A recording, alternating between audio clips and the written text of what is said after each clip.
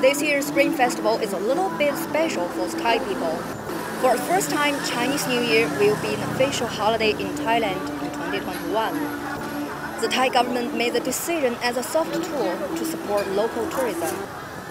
However, the latest COVID-19 wave in Thailand has affected many people's travel plans.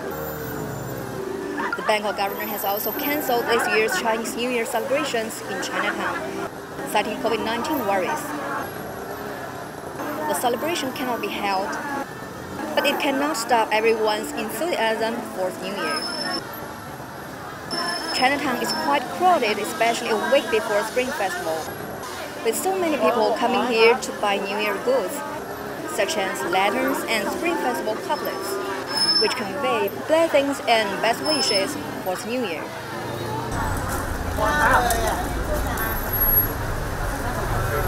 วันหยุดก็รู้สึกดีค่ะเพราะว่านานๆจะได้ดูทีเนาะปีนี้ก็อยากให้โควิดหายไปค่ะแล้วก็อยากให้เฮงๆรวยๆล่ะค่ะ